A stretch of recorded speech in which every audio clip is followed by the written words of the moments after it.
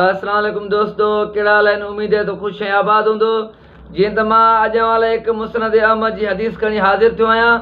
सो अॻ में तव्हां इहा हदीस ॿुधो ऐं दोस्तनि में बि ज़रूरु हिनखे शेयर कजो।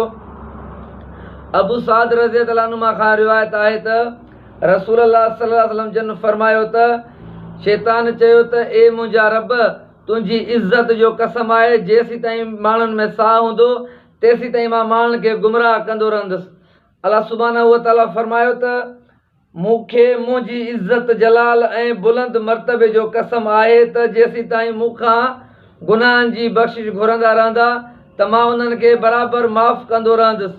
सो दोस्तनि खे ॿुधाइण पिया चाहियूं त अल्लाह सुब्हानहू व तआला केॾो वॾो महिरबान आहे जो जेको बि इंसानु गुनाह करे थो वरी अल्लाह सुब्हानहू व तआला खां माफ़ी घुरे थो त अल्लाह सुब्हानहू व तआला उनखे माफ़ करे थो।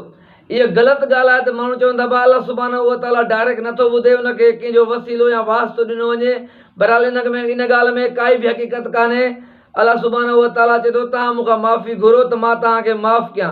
सो दोस्तनि खे ॿुधाइण पिया चाहियूं त शिरक ऐं बिदत खां पाण खे बचायो ऐं क़ुर ऐं हदीस ते हलो त इंशा अल्लाह दुनिया में बि भलाई थींदी ऐं आख़िरत में बि भलाई थींदी।